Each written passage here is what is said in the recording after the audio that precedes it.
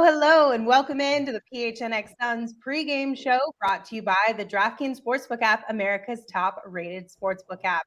I'm Lindsey Smith, and today I'm joined by Saul Bookman, Gerald Bourguet, and Espo.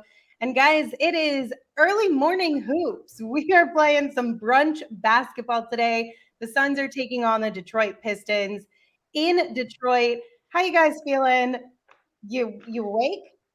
Lindsey, let me be the first to congratulate you for being awake this early. I know this is a new record, and this probably deserves a third Emmy just for showing up on time. So. I'm glad that you recognize the sacrifice that I had to make today in order to be on this show. It is 10:30 over there. It's 9:30 over here, so I had to wake up a little bit earlier. I want my fucking flowers, okay? You're still on Phoenix time. You've been there for one night. Don't even. It's so early over here, though. That's the guy who's been texting me for 2.5 hours already. Exactly. Hey, the grind never stops. You're right. Yeah, well, it is the Suns and the Pistons tonight. Now, Detroit has won 3 of its last 4 games, including wins over Utah and Toronto. They may be a young team, but they can't be overlooked. What are your kind of overview of tonight's matchup or today's matchup look like? Look, I mean, this is a game they should win by double digits anyway. Like, I mean, they've beaten a couple of good teams over the last few games, but they also lost to the Bulls by like almost 40. So it's one of those games where if the Suns don't come out as groggy as we all feel this morning, they should win this game by double figures. They're playing better. This is a team that isn't starting anybody over 6'8" right now. My research was correct. So this should be a game where you look at DeAndre Ayton having a big game, JaVale McGee, Jalen Smith. These guys should dominate this game from just a size perspective and a skill perspective athletically. I'm not overly concerned with Detroit, but you know that they have been playing better, so you can't take them too lightly, even though that's the tendency when you see a game like this. You go, this is an easy one. But then you remember, oh yeah, these are also the kind of games that you get caught off guard on as a good team. I mean, I believe they lost to Detroit last year, if I'm not correct, the first meeting that they had, even though Detroit was a bad team last year as well. So they did. They were up by like 20 in that game, as you recall. And what's his name? The shooter that we let go in the offseason. Josh Jackson. No. Yeah, okay. Really. Why can't I not think of his name? Langston Galloway. Langston had a phenomenal game in that game, but it wasn't enough because Jeremy Grant showed out in the second half and took the Pistons to the end. So we're gonna get another look at Jeremy Grant, I assume, today. So it's kind of like the Pacers game. It's just a trade tour right now. Like who do we want to trade for? Let's take a good look at these guys up close and personal and move on. Well, and yes, I'm sorry I look a little bit rough. I thought my hair was looking kind of crispy this morning, but apparently it is not. I believe it was Sundress said, Saul looks like I do right now. Saul looks like how I feel right now is the way I put it, but that'll work. So this is a weird kind of scheduling change for the season. So this game, if I recall correctly, was actually supposed to be played on Thursday. So it was originally supposed to be a Thursday, Friday back-to-back with the Pistons and the Pacers, but then it got rescheduled because the NBA had to deal with a bunch of like postponements from health and safety protocol type situations. So it got rescheduled for today, and now it is a Pistons Spurs back-to-back. Do you guys think this is kind of in favor of the Suns, or do you think a Thursday, Friday back-to-back Pistons Pacers would have been easier? I think any back-to-back is going to be difficult in the NBA, no matter what it is. Pacers Pistons back-to-back. I mean, yeah, that would be. I guess that would have been a little bit more ideal, but I don't think this back-to-back is going to hurt the Suns. I think they'll take care of business. Go ahead, Espo. I was just going to say, I think the fact that this is an early game helps a lot with that kind of back-to-back. If this were an evening game, going to an evening game in San Antonio, that makes the travel a little bit more challenging. But since they'll be done, early afternoon, I think that helps. Yeah, I think so. If you look at like just the back-to-back itself, and especially with the way that they played against the Pacers the other night, kind of mediocre through the first three quarters. Like you think about that Pacers game on the second night of back-to-back, maybe there's a chance they don't blow it open in that fourth quarter. But like looking at the road trip as a whole, this is probably preferable because you don't have to start the road trip with a back-to-back. You also get, like Espo said, this 11 a.m. local time game out of the way, and then you travel and you don't have to play again until tomorrow night. That extra time is helpful a little bit. And the Spurs and the Pacers, they have pretty similar records, so it doesn't make too much of a difference, I don't think. Do you guys the thing that does concern me today is it is an early tip. And for West Coast teams I know they've been on the East Coast for a couple of days now. It's still an adjustment to wake up this early and play some ball. It's just their bodies just aren't really quite that used to it. I mean, I know they have shoot-arounds in the morning, but it's still like you can kind of ease your way into a shoot-around, and those are shoot-arounds, right? Like you're not going full bore like you are in a game. So it's a little bit of an adjustment, and we all know the history of West Coast teams going to the East Coast and vice versa. So it should be interesting. Well, yeah, and then you have to keep in mind, like, their schedules are completely thrown off for an early tip time. Like, you do have shoot-around, but you don't have that, 7 hours, some odd hours in between shoot-around and the game to go take a nap, have a meal, do some more work, and then get ready for the game. It's such a shortened period of time between shoot-around and the game. And I think in any situation that would kind of throw you off a little bit if you're so used to a routine and these players, like, their routine is to a T on a regular basis. Like they do not it doesn't change at all ever, hardly, unless it's an early tip time. Maybe they need to harness their inner Lindsey Smith because apparently you were ready to go today and you had to also adjust for the earlier time. Dude, I actually feel okay right now. Come 3:00, there might be a major crash, but I'm kind of surprised right now. What do you operate on, like a 6-hour being awake day? Like what is this? Yes, yes, I need to sleep 12 hours a day. What I have a problem with is this was a rescheduled game, right? So what NBA schedule maker went, you know what? If we could reschedule this to any time, I think Sunday morning on an NFL playoff Sunday is a great time to put this game. Let's do that. That's a winner there. Like you had anything, you could have figured out any way to get the Suns to Detroit at any point in the year, and you jammed it right here. It just seems a little odd to me. I mean, there are like 3 NFL games today, so they weren't going to be high viewing either way, I don't think. But it wouldn't have mattered. There's 6 NFL games in a 3-day span. Like the Suns are literally playing tomorrow night at the same time the Cardinals are playing. Like they were going to take the L no matter what. So, well, at least that gives Cardinals fans alternative programming if it goes sideways in it. Hey, don't put that bad juju out there in the world. That's what you take that back right now. Jesus Christ, man. Jeez. I just did that because Saul's in LA to cover that game. No, it's not because of me. It's your nature. That's who you are, Espo. Don't on me. I love that Saul. Always you. That Saul comes at me and he's just as negative. He calls me old. He's older than me. He calls me negative. You are negative. Fabio in the chat said, church time, let's praise the point God. That was a good chat. I like that one. All right, so let's take a look at our injury report for tonight's game. Saul, I know that you were mentioning you were excited to maybe get a little bit of a glimpse at Jeremy Grant, but unfortunately he is out tonight, so he will not be playing. Oh, that's right. Kelly Olynyk is a game time decision. And then Cam Johnson, I believe, is out. I know at one point in time it was a game time decision, but now I think he's out for tonight's game. Yeah, he's out for the game.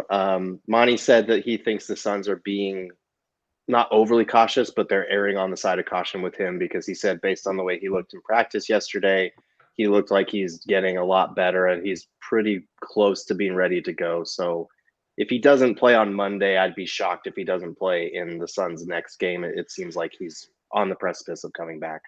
But that's the spoils of being the best team in the NBA too. You can take your time with guys like this and not rush anybody. And I'm fine with that. I'd rather make sure that he's 100% fine than rush him back and hurt that ankle even more. Agreed. The streak's already broken. We killed it. So we may as well take off sweet time to make sure that when he comes back and starts another one, that he is good to go for the rest of the season.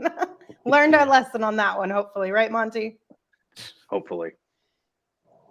We'll Elon, see. yes, Crowder's Cash Club today. Always Crowder's Cash Club until you're bankrupt, and then stop doing Crowder's Cash Club. That's my betting advice. Well, Espo, you're in Crowder's Cash Club. Saul, Gerald, who would you guys pick for the first field goal tonight? No, I ever since Espo started Crowder's Cash Club, it's always been Crowder's Cash Club. I don't deter. I always go Crowder. Like that's just the move. So. Okay. You never have to ask me that again because you know where I'm going. All right. Look at these two agreeing on things at 10:30 in the morning. I love it. Who would have thought? It's called growth, Gerald. It's called growth. Yeah. Well, apparently I didn't get the memo. I'm gonna go DA on this one because they've got their starting center is 6'8", so I feel like an early touch for DA might be the move here. I'm gonna go DA too. All right. You know what's so funny? You nailed it for me on Friday, and I was super stoked. So I'm going to go DA again. You know what's so funny is if for those of you who joined us in the Discord the other night during the game, when DA had 21-9 at halftime, somebody in the Discord goes, yep, and he'll only get 3 touches in the second half. And sure as shit, he didn't see the ball a lot in the second half. I thought that was kind of funny based on what we were talking about the other night. Just throwing that out there. We got to keep circling back to that. I mean, every time. It's been a theme, I guess you could say at this point. Like we've talked about that a lot, not just with DeAndre, but with a lot of players who get hot in the first half. It just seems to be a theme. So he should have had 30 in that game. There's no excuse for DeAndre Ayton not to have 30 in that game, even when the Phoenix Suns are the best team in the NBA. There you go, Albert, just for you in the chat. Hey, Espo, did you happen to listen to Friday night's post-game show? No, did you I hear listened to Saul's the pregame impersonation show. Of your the Phoenix you didn't Suns hear are the the best impersonation? team in the NBA? No, I try to avoid when Saul makes fun of me. So, my goodness. Saul, would you like to do it live for me? You can see my facial reaction. No. That's right. I see how it is. It's got to be. It's got to be in. It's got to be in post game. It's got to be in post game. It's got to be in post game, and I have to have something to drink. Like that's just how it is. Yeah, so. I get it. You're scared. It's all right. You say whatever you want. I'm just over here trying to stir the pot between the two of you on a for your contract, doing the Lord's work. Which is so odd, Lindsay, because you like harmony no matter what, and then you're over here and you're trying to stir up the pot. Who are you right now at 10:30 in the morning? I don't understand this. This is the witching hour for me. 10:30 in the morning is the witching hour. It ain't at night. She went to bed at like 6 p.m. last night to be ready for this. I woke up and chose violence this morning. Yep. All right, let's take a peek. I got a quick question. Okay, I got a quick question for you. I've always wanted to know: is that an 8-track player behind you? What is it called, Espo? That's an 8-track. Is it an 8-track? Yeah. Oh my God. Yeah, it is. It's vintage. When I asked, when Gerald and I asked, it looks cool. Okay, that's all. It does look cool, but I was like, I think that's an 8-track player. It is an 8-track. When Gerald and I asked you, you said it was an 8-track player, and then Saul does an odd air, and you go, I don't know. Yeah, because you said, what is it? And then in my head, I popped out, it's an 8-track player. But then Saul said, is that an 8-track player? And I'm like, oh, I don't know. Is it? It just threw me for a loop. You got to just ask me what it is. What is that behind you, Lindsay? That's an 8-track player. It's that or the severed head of an astronaut. I don't know. Yeah. And then up there, those are encyclopedias from like they're like 1970s encyclopedias. They're super dope. Oh, I man. got really cool vintage stuff in this How house. much racist shit is in there? I haven't looked in them, but they just look really cool from like, whatever. Anyway. Hello, I take offense to that. The old guy asked the question. The second oldest guy had to clarify. Let's make that clear. I am younger than Saul. Listen, Espo, we can go on and on about this. I am older than you by age alone. That is it. Well, Spirit-wise, you are the oldest man in the history of Arizona sports, and we all know this. You want to compare beards? I think by beards you're the older man. I said too. age-wise, doesn't matter. I make this shit look like a fine wine, baby.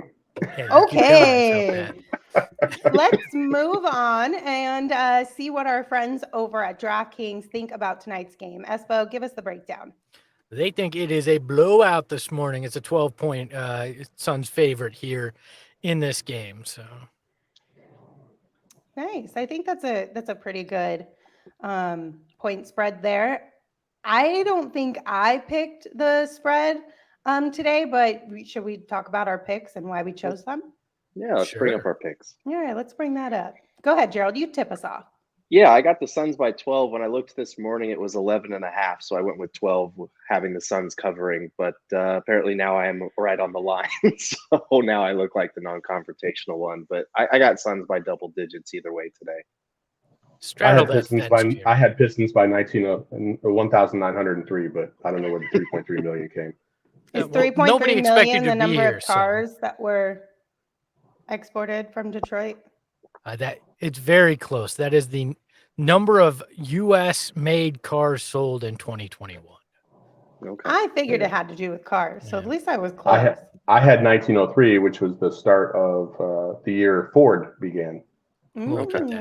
I have Suns by 7. Okay, I got Suns by 8. I don't know. I just kind of get a feeling that so this Pistons team kind of reminds me of Suns teams from the past where a really good team would come in and you would think that the Suns were going to get blown out, and then somehow the Suns managed to pull a W out of it. And I think everyone was equally as surprised. So this Piston team kind of reminds me of those Suns teams. So I do still think the Suns are going to win. I just don't think it's going to be a total blowout. Yeah, I had memories of Boston when we had to do the early pregame show on New Year's Eve, and I was like, yeah, I can't take double digits. I was way too confident about that. I think I had him by like 22 against Boston, and just went, yeah, no, this could be very much like that. So. Yeah, Shane Diefenbach, he said, this feels like a game where the Pistons surge in the third and I make money live betting the Suns. So if you didn't catch our post-game show on Friday, Shane told us that on the DraftKings Sportsbook app, he always goes and live bets the third quarter with the Suns because traditionally speaking, the Suns always seem to have a little bit of a rough third quarter. So he live bets on that third quarter, ends up making a bunch of money, and then still gets the W at the end of the game when the Suns win. So it's a win-win the whole way around. So if you guys want to get in on some of that action, go download the DraftKings Sportsbook right now, the app, and use the code PHNX when you sign up because you can get some free money if you do that. Look at Fabio catching on. Isn't it kind of an insulting comparing any team to these Suns teams of the past? Yes, I think that was the point. This is a shitty team was what she was saying. So. Well, it's just interesting because I was listening to the Pistons coach, Dwayne Casey, earlier today at his pregame presser, and some of the things that he was saying just sounded, it like unlocked a memory for me. You know what I mean? It just sounded so similar to what I have heard coaches of the Suns in the past talk about. Like they were saying, hey, yeah, we've won a few games, but we're not even going to start talking about winning right now. It has to be all about creating winning habits and making sure that we're doing the small things that make winning sustainable. And I'm like, wait, what year is it? Who am I listening to right now? Jesus. It's like flashbacks, PTSD right there. Yep, for sure. I believe that's called the Earl Watson remix. Yeah. Oh, no. Man, there's just Thank goodness we are where we are now. But you know what? Like, it is a young team, and there's one player that I kind of want to get your guys' opinions on. Cade Cunningham. He's a rising star in this league. What have you guys seen from him so far this year that has stood out to you about? I mean, he's a dynamic player at the guard position as they have in the NBA, especially for such a young guy. You know, he can shoot, he can pass, he can weave his way through traffic. He's a bit of a bigger guard. So, you know, he's physically able to stand up to a lot of the other guards in the league.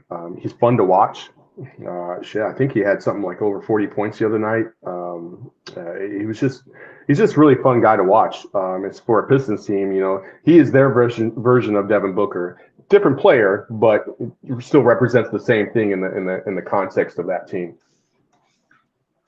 I feel like he's going through. Like he's got the base skill set to be a very good player in this league. I think he's adjusting to the pros a little bit because he can do a little bit of everything. You know, he can pass, he hits the boards well, he can score. Shooting percentages are really down, but I think that's part of I think he was out for a little bit there and came back, so I think that's part of it. I think it's just adjusting to the pros. He's only shooting like 39% from the floor, 32% from three. So not great. And he is pretty turnover prone. He's averaging almost 4 turnovers a game to 5.3 assists. So he'll need to learn how to take care of the ball a little bit better. But he is a very good young guard on the rise in this league. It probably won't take him very long to figure it out. By like next year, he'll probably be cutting down on those turnovers a little bit and shooting the ball better. But yeah, he's a talented youngster. And this Pistons team has a couple of young, nice pieces like Saddiq Bey, Cade Cunningham. They're just going through what the Suns went through, where you have young talent, but now you need it to kind of come together, find the right veterans, find the right coach, and kind of build positive momentum. Yeah, and Cunningham's the kind of guy, if the Suns or any team don't take him seriously, he can have a very big game against you. So they need to watch that. One other thing, you brought up turnovers, Gerald, for Cade Cunningham, but it made me remember that I think a key to today is protecting the ball for the Suns. The Pistons are one of the better teams at creating turnovers in the league and forcing them. So you got to make sure that you're on point when your Suns say, just take care of that basketball. Make sure you're making the smart pass, not just the pass to make an extra pass, and keep the turnovers down. Otherwise, I think that's where they'll get in trouble, is if they don't protect the ball today. If DA, it just sounds so kind of elementary, but if DA comes out strong, starts strong like he did the other night against the Pacers, this will be a blowout. But if DA comes out kind of half-assed and doesn't set the tone down low, then it forces the Pistons, or it gives the Pistons the opportunity to not have to double as much, because he's not in his game, right? And then it puts more pressure on the perimeter players. So by nature, I feel like it becomes a closer game. So I think this entire game is predicated on how DA plays and DA alone, to me. Espo, to your point, the Pistons are third in the NBA in forced turnovers per game with 15.6. And they are also eighth in the NBA in steals this season with 8.3. So those are both two really good keys, guys. Thanks for pointing them out. Elon in the chat asked, are we getting good Booker today or bad Booker today? What you guys think? Good. Yeah. He's back in Michigan. Michigan's his hometown. Yeah. I think he's ready to go. Like Mike B said, any book is good book. Look, I get that he'll have off nights, but Devin Booker out there, as long as he's healthy, is always a plus in my books for the Suns. So Mike B, he said he did a 6-leg parlay with Crowder, the first point scorer. He said he's been losing a little bit lately, but he's won a lot, so he's still ahead. So that's okay. Okay, so we got Crowder, first field goal. DA needs to have a double-double. The score over 103. Cade and Book both need 25 each. Would you guys jump on that? I think the Cade thing worries me the most out of the group. Yeah, I think Cade, going up against CP3 and McHale possibly. I don't like those odds. Fingers crossed for you though, Mike B. I hope you hit. Yeah, that would be awesome. That would be so fun. Jared, which part of that seems rough for you though. There's two to me, but yeah. Yeah, probably Cade, and honestly, I think DA against a shorter lineup should get to double-figure rebounds. I honestly think maybe Book might not hit 25 just because it might be a blowout. I mean, I was more on the side that the Suns will make this a double-digit win than the rest of the group, but I don't know if Book gets to 25 because maybe they don't need him to in a game like this where pretty much anybody can be a threat against this Pistons team. Yeah. Look, I'm calling my shot, and this is going to shock a lot of people, but I think this is a big game for Sticks. I think Sticks has a big game in that backup 4 spot, not because he's good at the power forward, but because the Pistons don't have anybody that can compete with size, and I think that he'll thrive with that second unit. Doesn't matter how it happens. Him thriving at the 4 is the best thing for us all to watch today. I mean, didn't Monty just say today in his pregame presser that Sticks is better suited as a 5? Yes. He said something like Sticks is better suited as a 5. That doesn't mean that I don't think he couldn't develop as a 4, but right now he is better suited as a 5. And so now you can't hang on Monty's words only, Saul. Just saying. Listen. Like, hey, just like Monty said a few weeks ago, he said that. Yeah, he's better suited. Like his skill set right now and his comfortability more than anything else. That's what we're talking about. Is his comfortability out there on the floor is as a 5. Like he feels comfortable as the 5 because he's been told his whole life because you're a tall dude, you play the 5. And I'm here to tell you that if he wants to have a long career, like my man EJ has said multiple times, if he wants to have a nice long career in the NBA, he better learn how to play the fucking 4. Otherwise, his ass is going to be in the G League by next year. I'm with Bam. Sticks is better at the 1. There we go. We found Saul's Kaminsky Cove. We've seen we found it. He's clinging onto this island. I was there with Bender Island and Kaminsky Cove, and Saul's there on Sticks is a 4. You know why? Because you're never going to see him at the 5 for the rest of the season if these guys don't get hurt. You just won't. You'll never. So you better see fucking live with it. Ever again Otherwise, for the Suns. Otherwise, you're going to be talking about something that's irrelevant. Like he needs to play the 4 for this team. I mean, come playoff time, you're not going to see him at the 4 unless there's a supercharged lineups and they're getting killed on the boards like they have Jay Crowder. If he drops 25 today from the 4 position, Gerald, things start to change. You just got to believe. Now Saul's taking money. He's going to have a good game. And he's going to score 30. He's going to grab 150 rebounds. He's going to make Wilt look like a piece of crap. I'm just saying. By the way, I like the high-low, baby. Let's go. I love it. Put them both on the same size like you did the other night. I want to see that multiple times tonight. Let my boy live. Let my boy eat a little bit. They had 1 assist between them. I don't know what high-low game. And that was the best assist we've seen all season, Gerald. From who? From DA? Because he's the only one who had an assist. Jalen Smith didn't have a single assist. He meant they got high before the game, and then they crashed by the end. When those dudes see Sticks at the 4, they get hyped. They get ready to go. And the other 4, by nature, elevate their game. I don't care if I'm living in delusion or not. I am sticking to this. Sticks at the 4. This man traveled to LA and went down some alternate timeline, traveled to some weird dimension. Oh my God. By the way, Hello has some of my favorite comments. I'm getting us out of this. Don't worry, guys. I'm saving us. Hello has some of my favorite, most random comments of the Cove Crazies. Hello goes, early game works for me. People are coming over later to watch RuPaul latest episode. I'm like, I just love the randomness of it. Hello had asked us about RuPaul, the finale, I think last game too. It went quietly under the radar. I haven't seen one episode. I haven't seen any either. Have you, Gerald, Espo, have you guys watched it at all? Is it good? I have not. Well, maybe we have to tap into it and maybe there'll be a new sub pod. We'll do RuPaul reviews. We'll just we'll watch the episode and do a post episode review. Called G-rated. G-rated. G-rated on RuPaul's show. Hey, I don't want to. That would be a crazy graphic. I'm not sure about that one. I don't. All right, gentlemen, we are 1 minute away from the auction getting started, so we're going to wrap it up here.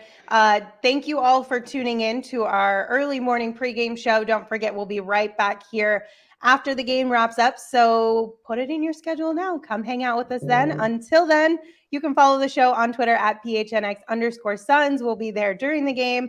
So come hang out with us there and then right back here after the final buzzer. We'll see you later. Ahoy, ahoy.